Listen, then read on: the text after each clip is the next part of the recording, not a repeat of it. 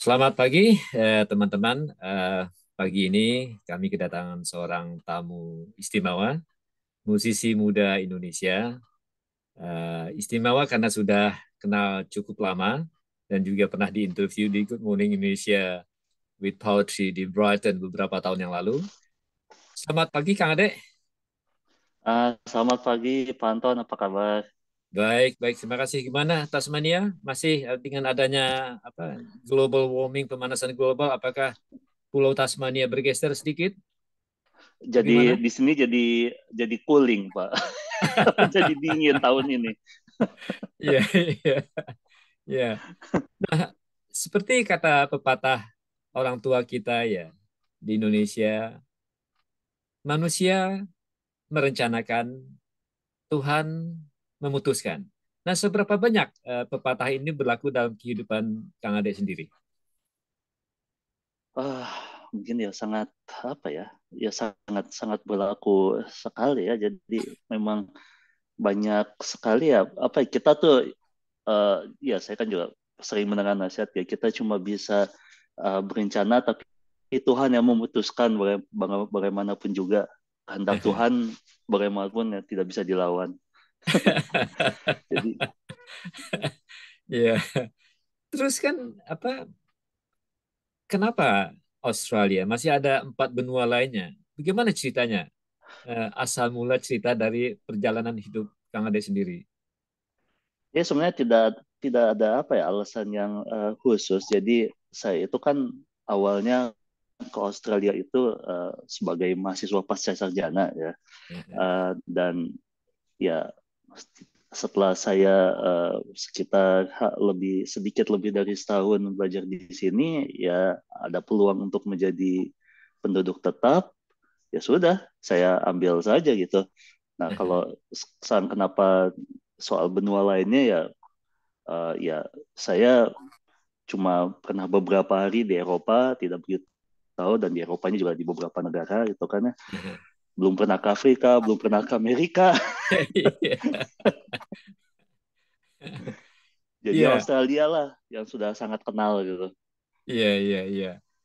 Pertanyaan ini berhubungan dengan apa profesi Kang Ade ya sebagai musisi ya.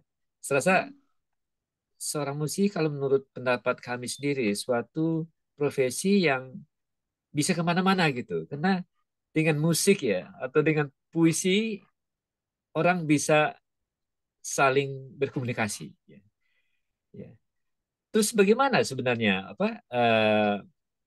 kenapa piano? Gimana asal mula hidup kemudian yang menjadi profesi sebagai musisi itu bagaimana asal mulanya? Jadi asal mulanya itu ketika saya masih kecil itu, jadi ya saya memang hidup di keluarga yang penggemar musik semuanya gitu, orang tua saya, kakak saya juga. Dan uh, seingat saya tuh ada dua peristiwa gitu ya yang membuat apa ya, yang saya kira tuh jadi titik awalnya itu. Jadi yang pertama itu mungkin kalau tidak salah itu jadi suatu hari saya tuh dapat oleh-oleh sebuah melodika, uh, dan saya ya belajar mulai mulai memainkannya dan saya suka gitu kan ya. Dan yang kedua uh, itu ketika uh, saya menyadari, sebenarnya saya tidak sadar saat itu ya, saya tuh punya perfect pitch. Jadi saya tuh bisa mengidentifikasi uh, ada misalnya ada not yang bunyi gitu ya, itu saya bisa mengidentifikasikan tanpa bantuan alat musik atau apapun gitu. Saya langsung tahu misalnya dengar bunyi apa, itu misalnya itu C, oh itu A, itu F gitu. Dan itu ketika itu waktu itu di Indonesia itu kan lagi apa banyak itu kan apa sewa video itu, kakak saya tuh senang nonton apa film-film silat.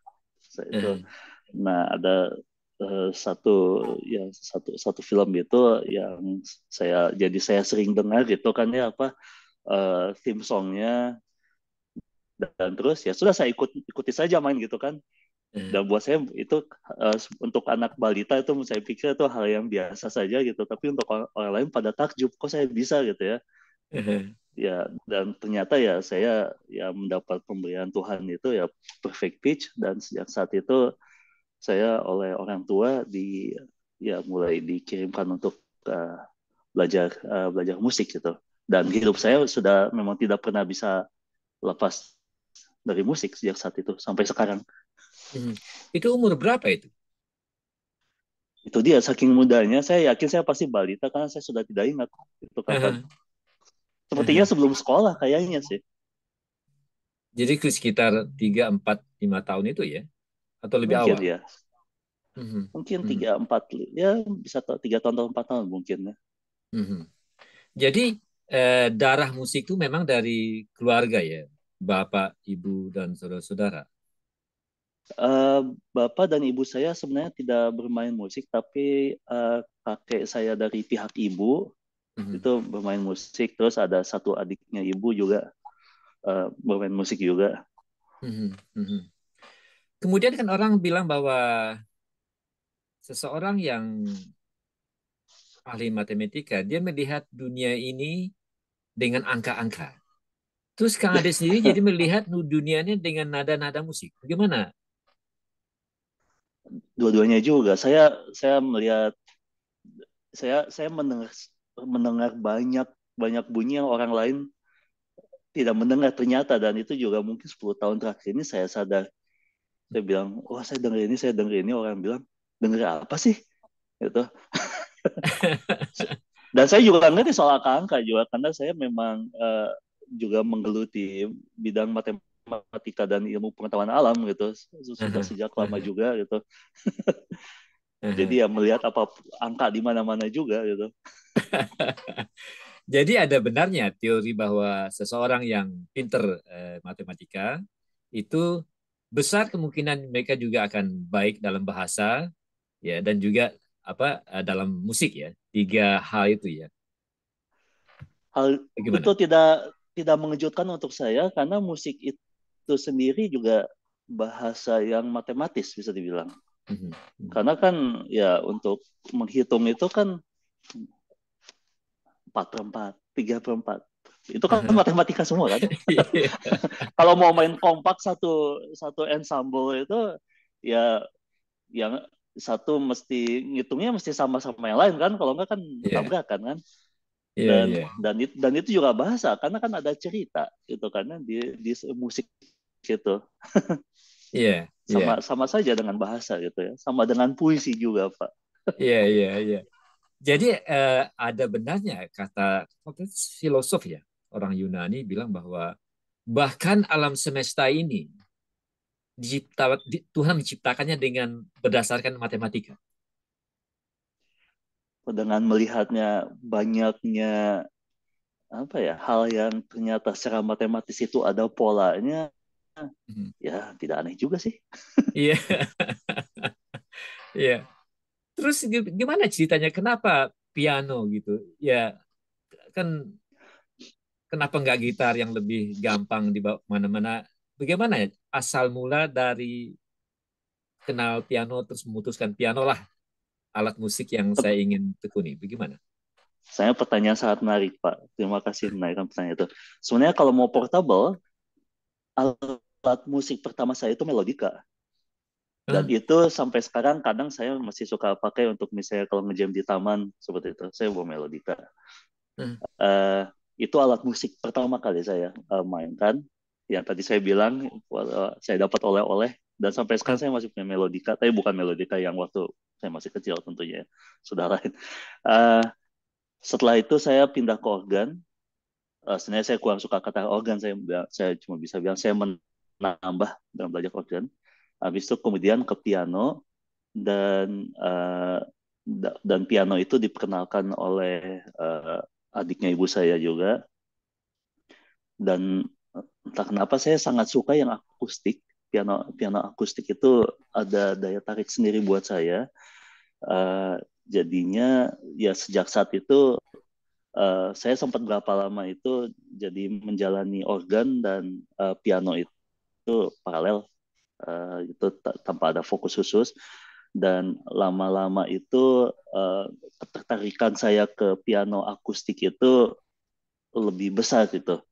Jadi kemudian saya jadi lebih fokus ke piano. Tapi itu pun tidak lama karena kemudian kan eh, akhir 80-an, apalagi kemudian 90-an itu synthesizer itu kan wah berkembang kan teknologinya, mulai sangat berkembang. Saya mulai merambah ya pakai MIDI sequencer itu. Jadi saya suka main yang elektronik juga gitu. Tapi kalau ditanya sekarang, saya percintaan utamanya memang piano, piano akustik gitu. Saya merasa paling at home itu dan merasa paling bisa apa ya, ibaratnya tuh ya udah paling akrab itu dengan uh, ya dengan piano akustik. Jadi itu saja sih.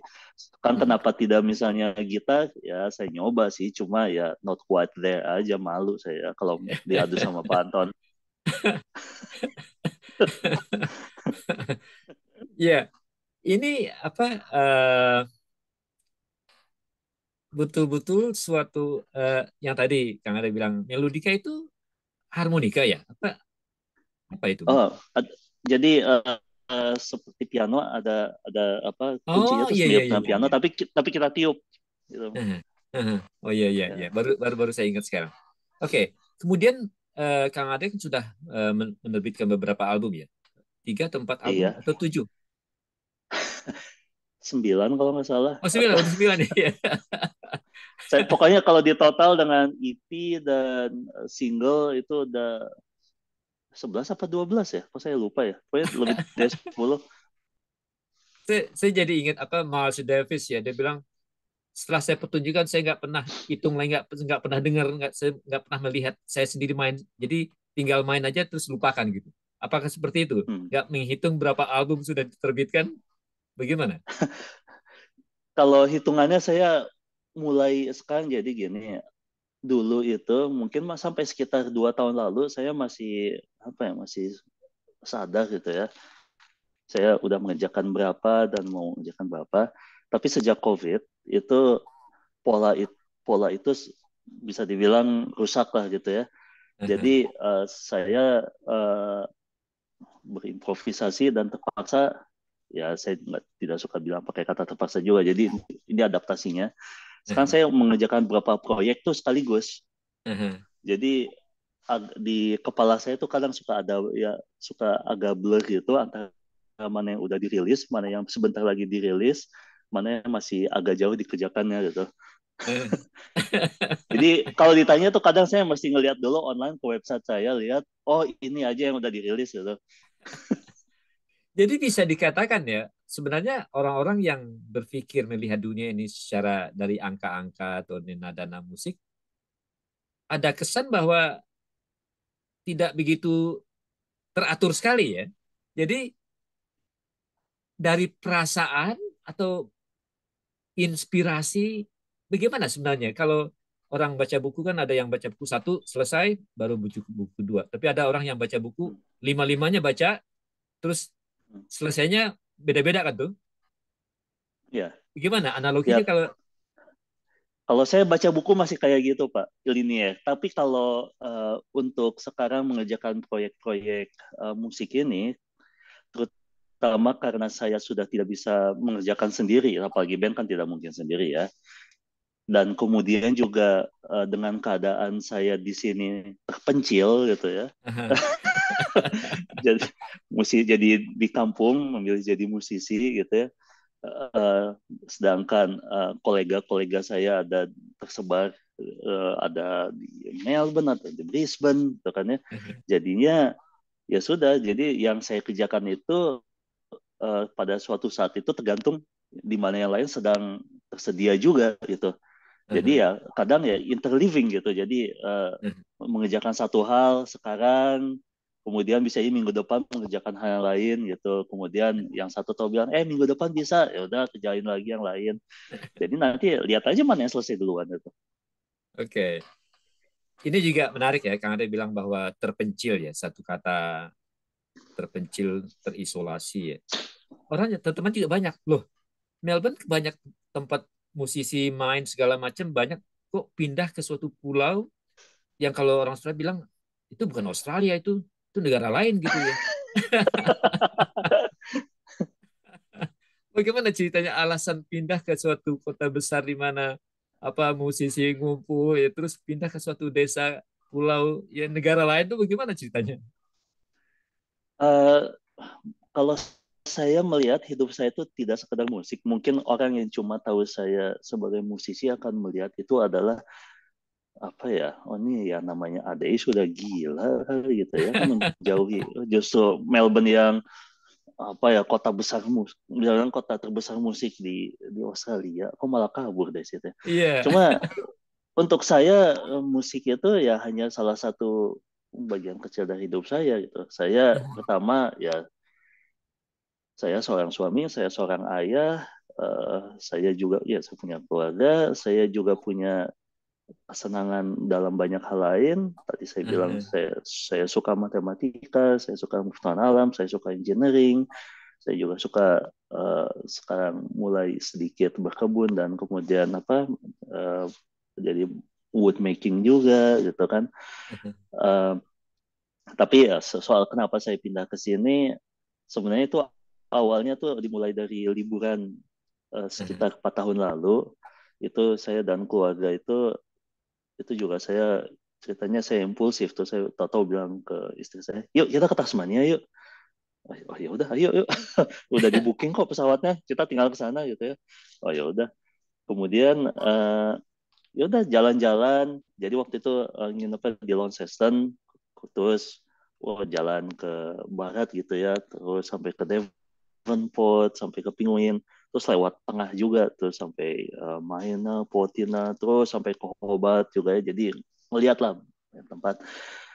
Nah ketika di Devonport itu kok rasanya gimana gitu ya enak gitu ya sampai itu waktu itu tuh sekitar waktu makan siang saya masih ingat kok makan siang di Devonport, terus jalan-jalan, habis itu pulang sorenya kita ke Devonport lagi yuk, gitu ya.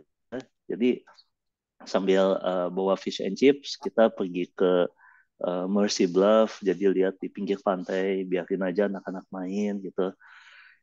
Terus ya tahu ya sekitar minggu depannya istri saya melukis Mercy Bluff dan setiap hari kita ngeliat itu gambar itu dan ya udah one day we'll be there gitu kan ya kita sana pindah taunya saya pikir tuh tadinya mungkin mau pensiun di sini tapi ternyata ada kesempatan dalam kesempitan uh, tahun lalu ya sudah pindah gitu dan ya dan saya juga apa kalau kembali lagi ke musiknya saya masih tampil di Melbourne juga, di sini juga gitu. Bukan saya juga bukan mau launching EP saya di Melbourne bulan depan juga. Gitu. Iya. Itu saya tanggal berapa tuh bulan depan? Itu album yang ke-12 ya?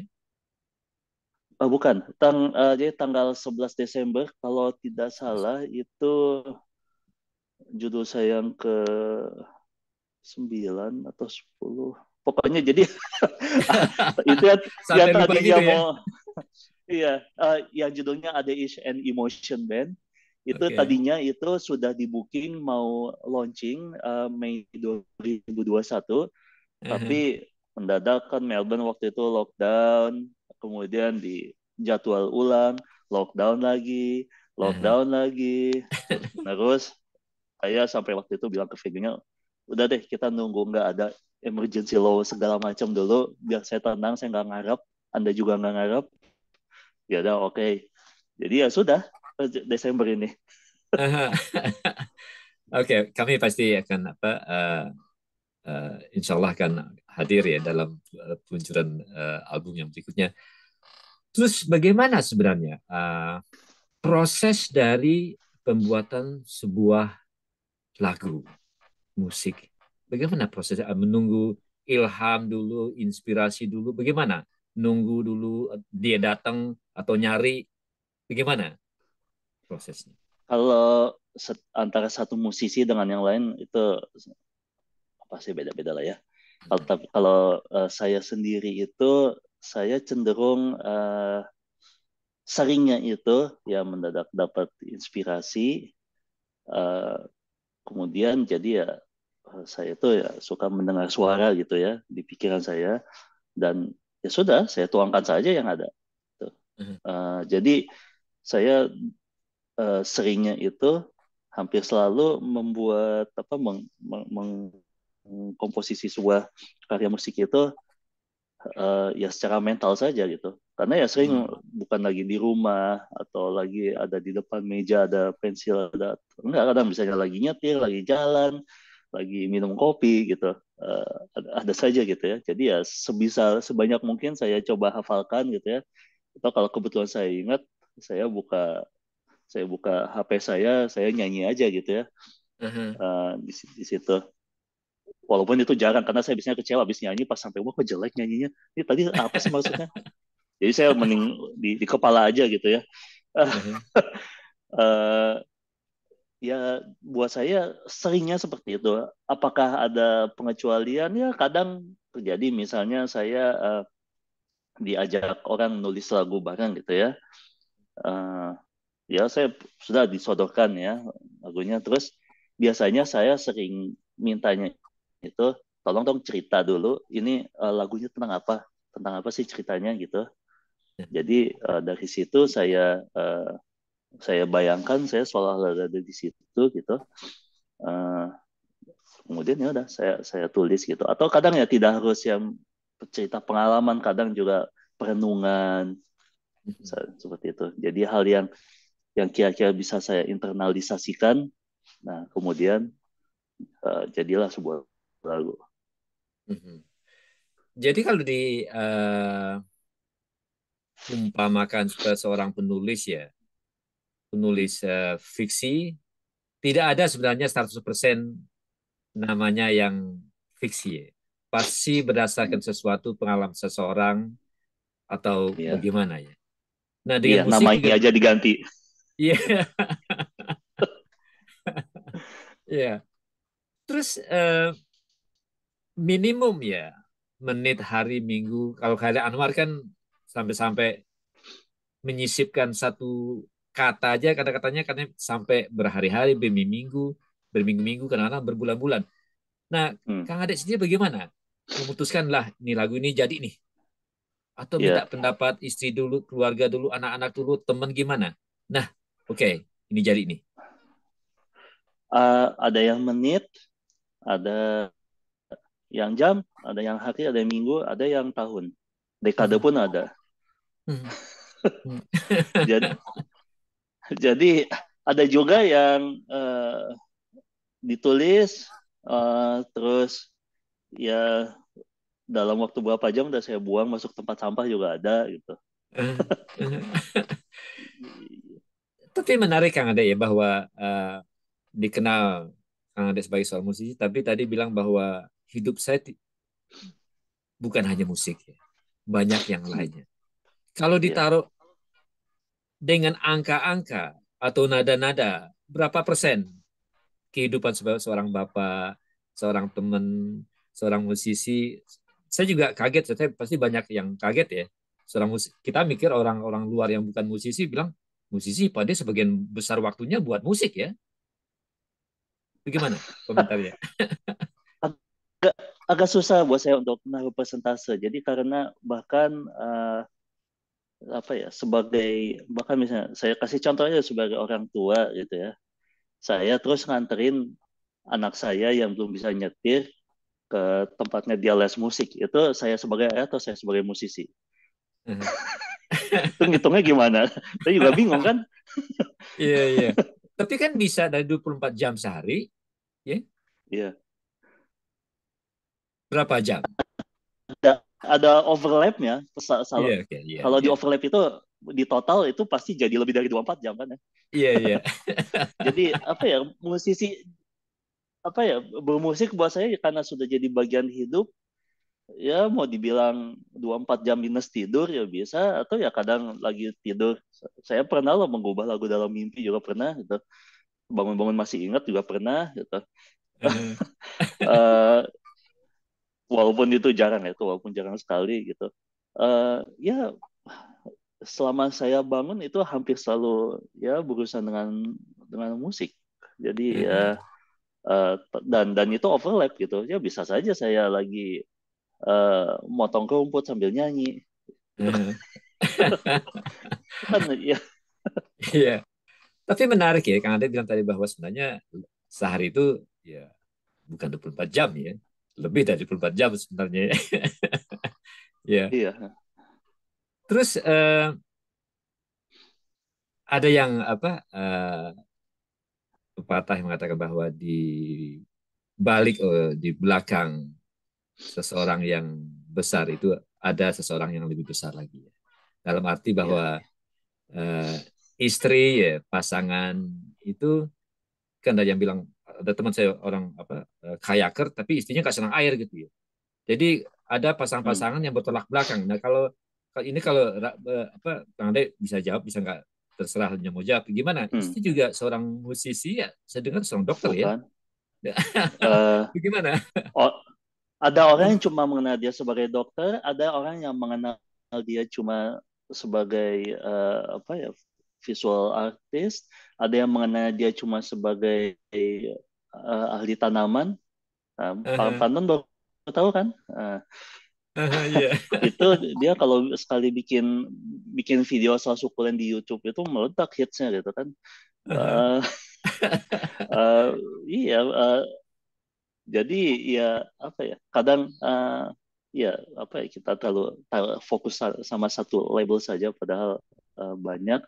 Dan apakah saya dengan pasangan saya itu banyak kesamaan? Ada kesamaan yang bertolak belakangnya juga tidak. Tapi kan kalau ya kami prinsipnya ya cinta itu bukan berarti harus menjadi sama, tapi kan aha, uh, ya mesti bersama-sama berbeda dan menikmati perbedaannya itu. aha, aha. Kemudian, Membangun berdasarkan perbedaannya gitu. aha, iya, iya. Kemudian orang bilang bahwa sekarang ini tentang musik, teori musik nggak begitu penting lagi. Yang penting apa? Telinga. Rendra pernah waktu saya ketemu Rendra di Melbourne tuh dia bilang pemahaman pendengaran orang Indonesia itu luar biasa sekali, bagus sekali dibandingkan suku-suku bangsa lain. Karena banyaknya suku bangsa di Indonesia. Seberapa benar kebenaran dari pernyataan Rendra ini? Saya tidak berani menilai beliau karena mungkin konteksnya beliau itu mungkin untuk bidang sastra ya, bukan untuk Ya. bidang musik. Hmm. Saya takutnya kalau saya translasi jadi beda nanti ada yang salah Aha, sangka gitu ya. aha, Saya sendiri kalau baru tahu itu baru dengar dari Pak Anton sekarang kan ya. aha, Eh, sekarang untuk musik dan saya kira kalau dari yang sudah saya tekuni itu juga hal-hal yang saya tekuni itu em, bakat itu eh, saya, buat saya itu pentingnya cuma 20%. 80%-nya itu latihan dan usaha. aha, Em, Kalau kita mungkin baca di bukunya James Clear itu yang berjudul Atomic Habits, itu di situ ya, di awal-awal dia sudah bilang kalau setiap harinya kita menjadi 1% saja lebih baik, maka dalam 1 tahun berikutnya itu kita akan menjadi sekitar 37 kali lebih baik. aha, Gitu kan. Jadi aha, intinya setiap hari berusaha 1% lebih baik saja gitu kan dari sehari sebelumnya gitu. Jadi hmm, intinya begitu. Bakat ya itu dia mungkin terlalu banyak orang yang apa ya saya kira terlalu glamorize apa ya hal-hal yang seperti bakat kemudian wah-wah yang sebenarnya secara jujur saya bukan itu intinya musik itu ya. hmm, Iya uh, jadi ya buat saya yang usaha itu penting dan ya tentunya teori dan uh, bakat itu saya kira perlu keduanya itu jadi ibaratnya dua sayap di burung gitu. hmm, Tidak hmm, bisa salah hmm, satunya. Kita butuh rasa, tapi kita juga butuh disiplin. Hmm. Hmm. Kan gini, kalau semuanya mau rasanya aja, toto ditaruh bang di satu ensemble, ya campur aduk aja gitu ya. Satu maunya ini, satu maunya gitu, bandnya bubar udah. Iya, iya. Baik, Kang Ade, pesan-pesan terakhir apa yang Kang Ade ingin sampaikan kepada musisi-musisi muda yang akan mulai karir di musik? Pesan-pesan apa yang Kang Ade ingin sampaikan? Eh, saya kira carilah diri sendiri dan jadilah diri sendiri. Mhm. Untuk saat ini memang godaannya itu apa ya, kita mau jadi tenar secara instan dan sangat didukung sekali apalagi dengan media sosial gitu ya. Jadi sekarang itu ada Instagram Reel, ada YouTube Short segala macam. Jadi saya maaf aja, saya suka bilang begini dan terutama dengan teman dekat itu saya bilang apa adanya. Ngapain Mhm. sih bikin video 1 menit, dalam 1 menit itu musik 1 menit itu tuh istilahnya tuh cuma pamer skill aja gitu. Mana Iya, ceritanya? iya, Bandingkan dengan iya musik yang dulu saya dengarkan. Jadi dari awalnya ada intronya, kemudian ada perkenalannya sampai ke klimaks ya, kemudian ya terus sampai selesai. Ini cuma jeng jeng jeng jeng jeng cepat, wah jeng jeng jeng jeng cepat semua. Terus iya, oh iya sih jago, tapi ceritanya apa di mana gitu iya, kan. iya, Jadi bagaimana kita bisa menggali diri sendiri kalau fokus kita itu hanya mencari perhatian dari luar, iya, oh dapat like, dapat love segala macam seperti itu. iya. Baik, Kang Ade, ternyata waktu jualah yang memisahkan kita. Dan sekali lagi terima kasih dan sampai jumpa. Dan sekali lagi terima kasih dari Good Morning Indonesia bersama Puisi. Selamat pagi Indonesia bersama Puisi. Terima kasih Kang Ade. Gitu. Terima kasih, Fanton.